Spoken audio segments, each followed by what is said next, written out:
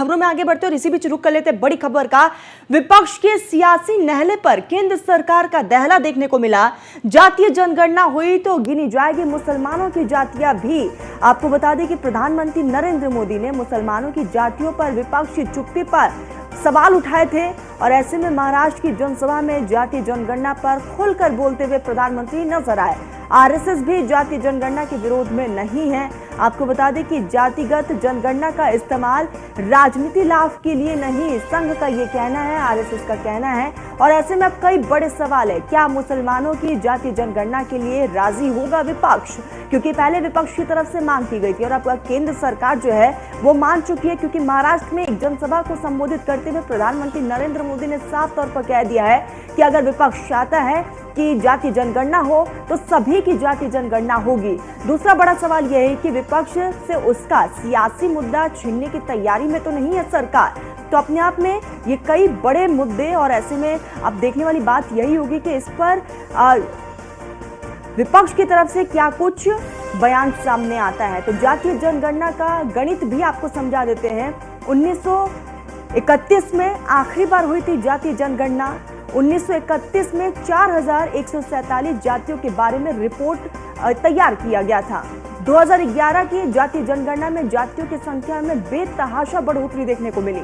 2011 में 86 लाख से अधिक जातियां दर्ज हुई है और उस समय की तत्कालीन यूपीए सरकार ने इसी वजह से जातियों के आंकड़े जारी नहीं किए।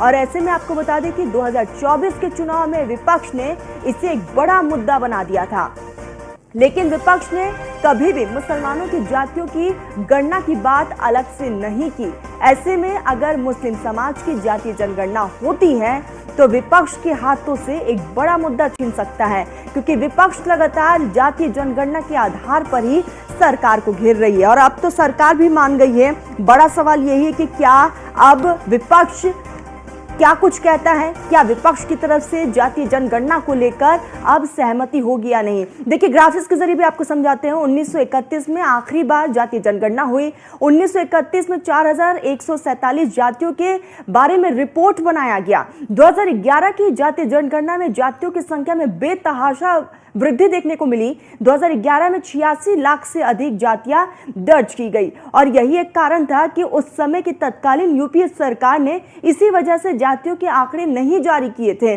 और 2024 के चुनाव में विपक्ष ने इसे एक बड़ा मुद्दा बनाया। 2011 के मुद्दे को फिर से विपक्ष ने उठाया था, लेकिन विपक्ष ने कभी भी मुसलमानों की जातियों की गणना की बात अलग से नहीं कही है। ऐसे में अगर मुस्लिम समाज की जातीय जनगणना होती है तो क्या विपक्ष इसके लिए राजी होता है? तो विपक्ष के हाथ से क्या एक बड़ा मुद्दा छीन जाएगा?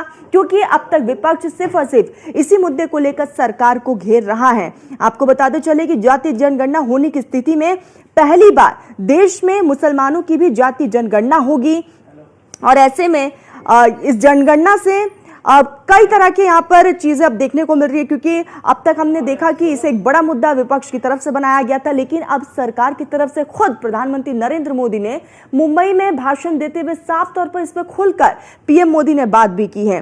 प्रधानमंत्री नरेंद्र मोदी ने इसी महीने महाराष्ट्र में एक जनसभा को संबोधित करते हुए मुसलमानों में जातियों की जनगणना के मुद्दे पर चुप्पी को लेकर विपक्ष को आड़े हाथों भी लिया। विपक्ष पर सीधा हमला भी पीएम मोदी की तरफ से किया गया।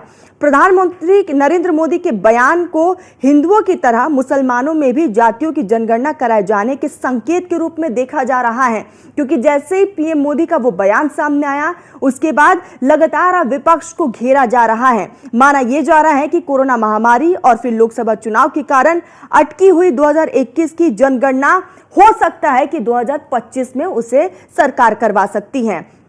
आपको बता दें कि केंद्र सरकार की जनगणना के साथ जातीय जनगणना कराने को लेकर अभी तक फैसला नहीं लिया गया है, लेकिन हो सकता है कि 2025 में सरकार एक बड़ा फैसला ले सकती है। लेकिन विपक्ष की तरफ से जातीय जनगणना के लिए बढ़ते दबाव और इसे राजनीतिक मुद्दा बनाने की कोशिश को देखते हुए मोदी सरकार इसे कराने का फैसला ले सकती है। और ऐसे में महाराष्ट्र में जो प्रधानमंत्री नरेंद्र मोदी की तरफ से जो बयान दिया गया था वो यही संकेत दे रहा है कि केंद्र सरकार को कोई दिक्कत नहीं है, सरकार को कोई दिक्कत नहीं, क्योंकि आरएसएस आरएसएस ने भी बीजेपी का साथ दिया है। आरएसएस ने भी साफ तौर पर कहा कि जातीय जनगणना होनी चाहिए और जब जातीय जनगणना होगी तो मुसलमानों की भी होनी चाहिए। तो आरएसएस ने कहा कि जातीय जनगणना में कोई भी दिक्कत नहीं है। और ऐसे में आपको बता दें कि भाजपा और केंद्र सरकार दोनों की तरफ से बार बार ये साफ कह दिया गया है कि जातीय जनगणना के खिलाफ वो नहीं है, यानी कि ना बीजेपी इसके खिलाफ है ना आरएसएस इसके खिलाफ है। विपक्ष भी लगातार इसकी मांग उठा रहा था और प्रधानमंत्री नरेंद्र मोदी ने एक बड़े मंच से महाराष्ट्र से इसके संकेत दे दिए हैं कि अगर विपक्ष चाहता है तो जातीय जनगणना होगी। तो ऐसे में देखने वाली बात यही होगी कि अब विपक्ष की तरफ से क्या कुछ रिएक्शन सामने आता है। हालांकि प्रधानमंत्री नरेंद्र मोदी ने पहले ही साफ कर दिया था कि सिर्फ हिंदुओं को विभाजित करने के लिए जातीय जनगणना का मुद्दा उठाया जाता है। चलिए तो बात जातीय जनगणना की करेंगे। आपको बता दें कि मुस्लिम समाज की जातीय जनगणना होगी और इसको लेकर केंद्र सरकार की तरफ से बकायदा एक ऐलान के तौर पर हम कह सकते हैं कि कर दिया गया है, क्योंकि प्रधानमंत्री नरेंद्र मोदी महाराष्ट्र में एक जनसभा को संबोधित कर रहे थे और इस बीच पीएम मोदी ने विपक्ष पर निशाना भी साधा। साथ ही साथ प्रधानमंत्री नरेंद्र मोदी ने एक संकेत भी दे दिया है कि 2025 में जातीय जनगणना भी हो सकती है। आपको बता दें कि 1931 में 4147 जातियों के रिपोर्ट दर्ज किए गए थे। 2011 की जनगणना में जातियों की संख्या में बेतहाशा बढ़ोतरी भी देखने को मिली थी और ऐसे में लगातार अब इसको लेकर राजनीति भी देखने को मिल रही है।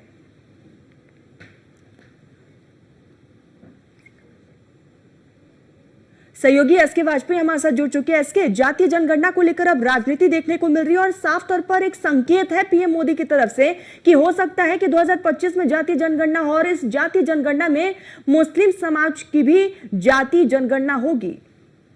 बिल्कुल निश्चित तौर पर, क्योंकि अगर हम देख रहे हैं तो जातीय जनगणना को लेकर काफी राजनीति हुई है, क्योंकि समाजवादी पार्टी और कांग्रेस की तरफ से 2024 में पूरा परसेप्शन बनाया गया था कि अगर केंद्र में कांग्रेस और गठबंधन की सरकार आती है तो ऐसे में पूरे देश भर में जातिगत जनगणना कराई जाएगी। हालांकि सपा सुप्रीमो अखिलेश यादव ने इस पूरे मामले को लेकर काफी लंबा कैंपेन चलाया था, जिसका भारतीय जनता पार्टी को बड़ा नुकसान भी उठाना पड़ा था, जिसके बाद अब बीजेपी कहीं न कहीं जातीय जनगणना को लेकर तैयारी कर रही है। हालांकि इस तरीके के बयान चाहे बिहार के मुख्यमंत्री नीतीश कुमार हो या उत्तर प्रदेश की अपना दल जो कि भारतीय जनता पार्टी की सहयोगी है उसकी तरफ से आते रहे हैं कि एसके, यहाँ पर मैं आपको रोकना चाहूंगी। इसी बीच हमारे साथ मुस्लिम स्कॉलर नाजिम खान जी जुड़ चुके। सर, बहुत बहुत स्वागत है आपका। सर, जातीय जनगणना होगी लेकिन सिर्फ हिंदुओं की नहीं बल्कि मुसलमानों की भी जातीय जनगणना होगी। सबसे पहले रिएक्शन दीजिएगा, क्या कहेंगे आप? हाँ तरन्नुम जी, सबसे पहले तो मैं ये कहना चाहता हूँ कि चलती बंदूक के दहाने पे हमको मालूम है हम निशाने पे। हमें पता था कि ये जनगणना की जब बात होगी तो जाहिर सी बात है बिना मुसलमान की जनगणना पूरी हो ही नहीं सकती। मुझे मौलाना अब्दुल कलाम आजाद साहब की एक बात याद आती है कि इस मुल्क के बेहतर फैसले बिना मुसलमान के नहीं हो सकते और ये बात बिल्कुल सिद्ध हो चुकी है। अब ये बताइए, जनगणना जहाँ हिंदू भाइयों की होनी चाहिए ताकि पता चले कि हिंदू भाई कौन कौन से, लेकिन एक सगुफ्ता फेंक दिया गया है कि मुसलमानों की भी जनगणना करानी चाहिए। तो मैं कहता हूँ कि हम मुसलमानों की जनगणना क्या है?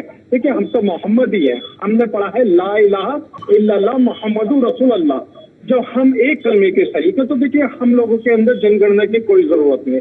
जनगणना वहाँ होनी चाहिए जो हमारे जो भाई हैं, हिंदू भाई जो आगे बढ़ना चाहते हैं लेकिन उनको आरक्षण नहीं मिल पा रहा, ना उनके हिस्सेदारी हो पा रही है, तो उन लोगों को मिलना चाहिए। लेकिन जब अगर आपको जनगणना मुस्लिम समाज की करानी ही है तो हम ये कहते हैं। नाजिम जी, एक बहुत छोटा सा सवाल है आपसे, क्या मुसलमानों में अलग अलग जातियां होती है या नहीं? बस आप इतना बताइए मुझे।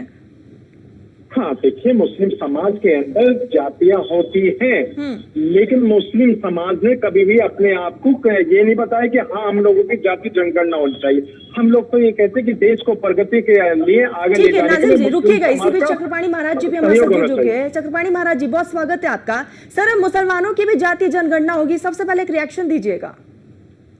देखिए जी, जाति तो मुसलमानों में भी है, जाति गणना जब हिंदुओं में हो सकती है तो मुसलमानों में क्यों नहीं?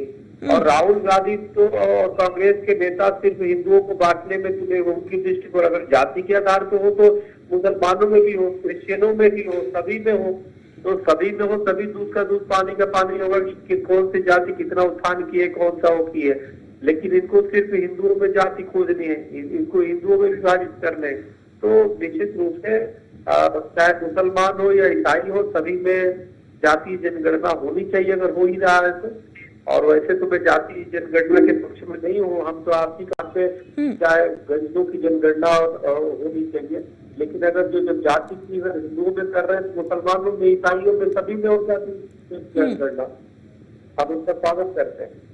नाजिम जी जवाब दीजिएगा कि जब मुसलमानों में भी अलग अलग जातियां हैं तो अगर मुस्लिम में भी जातीय जनगणना होती है तो इसमें दिक्कत क्या है?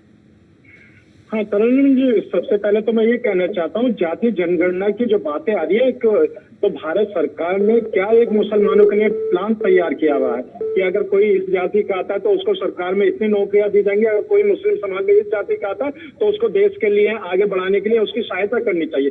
तो मैं ये कहना चाहता हूँ, ये सिर्फ और सिर्फ मुस्लिम समाज और हिंदू समाज को बांटने की बात करी गई है कि उन्हें पता है कि इस भारत के अंदर वो रोजगार तो दे नहीं सकते, जो 2 करोड़ प्रतिवर्ष नौकरियां देने का वादा किया था वो आज तक नहीं दे पाए। आज 10 साल मुकम्मल होने के बाद 11वीं साल चल रही है, तो 2 करोड़ जो प्रतिवर्ष नौकरी देने का वादा ना करके वो सिर्फ और सिर्फ जाति जनगणना के पे अब मुस्लिम समाज को भी बांटने की कोशिश कर रहे हैं। तो मैं ये कहना चाहता हूँ कि मुस्लिम समाज बंटने वाला नहीं है, मुस्लिम समाज मुतहिद है भारत को लेकर। देखिए, हम लोग अब संवैधानिक लोग हैं, संविधान को मानने वाले, और संविधान के प्रति हम लोगों की नैतिक जिम्मेदारी बनती है कि इस मुल्क में हम वो शहरी है जिन्होंने इस मुल्क को आजाद कराने के लिए हत्या से फांसी के फंदे चूमे थे और ब्रिटिश हुकूमत को। नाजिम जी संविधान की बात कर रहे हैं आप, संविधान तो राइट टू इक्वालिटी भी कहता है, अगर हिंदुओं की हो रही है तो फिर मुसलमानों की भी होनी चाहिए। मुसलमानों की इक्वालिटी है क्या भारत के अंदर? अगर है तो मैं ये कहना चाहता हूँ कि भारत के अंदर जितनी सरकारी नौकरियां उसमें मुसलमानों की हिस्सेदारी क्यों नहीं है? जबकि सच्चर कमेटी की रिपोर्ट क्या कहती थी कि भारत के मुसलमानों के हालात दलित से बदतर हो चुके थे, लेकिन आज तक भी कोई भी मुसलमानों के लिए कोई भी ऐसा इम्प्लीमेंट नहीं किया गया ताकि मुसलमान शिक्षा को लेकर, तालीम को लेकर आगे बढ़ सके। लेकिन हाँ, मुस्लिम समाज की वोट तो चाहिए इन लोगों को, मुस्लिम समाज के। नाजिम जी बने रहिएगा। शमशी आजाद जी बीजेपी नेता हमारे साथ जुड़ चुके हैं। सर, जातीय जनगणना हो रही है, मुसलमानों की भी हो सकती है जातीय जनगणना, रिएक्शन दीजिएगा सबसे पहले। जी धन्यवाद आपका। तो जाति जनगणना अगर सरकार कराएगी तो सबकी कराएगी, ऐसा तो है नहीं कि भाई अलग से एक समाज की कराएगी और एक धर्म की नहीं कराएगी। जनगणना, जातिगत जनगणना होगी, सबकी होगी। और वैसे अभी सरकार ने इस पर बहुत ज्यादा कोई तवज्जो नहीं दी। सरकार जो इस पर पुनर्विचार करेगी, कमेटी पे अधिकारियों की बैठक करा के, अपने मंत्रियों की बैठक करा के जब कैबिनेट में पास हो जाए उसके बाद सरकार करे। क्योंकि होता यह है कि अभी आपने देखा बिहार में जिस तरीके से जातिगत जनगणना हुई और वहां पर उल्टा देखने को मिला, वहां पर तो ऐसा कुछ नहीं देखने को मिला कि जिसकी जितनी जाति है उसको उसका अधिकार दिया गया हो। वहां पर सिर्फ जो है वोट की राजनीति की गई। उसके बाद आपने देखा कि कांग्रेस पार्टी जो वहाँ पर राष्ट्रीय जनता दल की तरीके से वहाँ शोषण किया गया, फार्मूला उन पर नहीं पास हो सका। और इसके बाद आपने देखा कि वहाँ पर नीतीश कुमार ने भारतीय जनता पार्टी के साथ सरकार बनाई, क्योंकि नहीं चाहते लोग कि इस तरीके की बातें हो जिससे देश में जो है एक अलग तरीके का माहौल क्रिएट हो।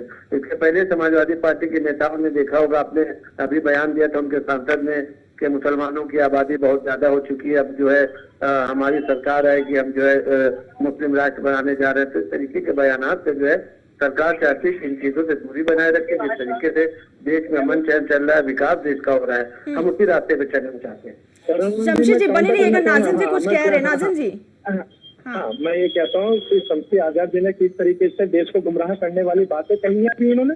इन्होंने कहा कि भारत को एक इस्लामिक राष्ट्र बनाने की बात कही है। मैं एक पूछना चाहता हूँ शमशी साहब से कि बताइए कौन सा ऐसा मुस्लिम समाज है जिसने इस्लामिक राष्ट्र बनाने की बात कही है? फरासत चैनल पे आगे झूठ बोलता है। और तो और इनको और कुछ नहीं है, सिर्फ और सिर्फ हिंदू मुसलमान करना है इन लोगों को। हम ये कहते हैं कि भारत के बेहतर मुस्तकबिल के लिए बता दीजिए कि आप हिजाब वाले महिला को कब मुल्क का वजीर आजम घोषित करना चाह रहे हैं। शमशी साहब ये बता दीजिए, आपको मुसलमानों से बड़ी मोहब्बत है। हम ये कहते हैं कि मोहब्बत कीजिए लेकिन नफरत मत कीजिए।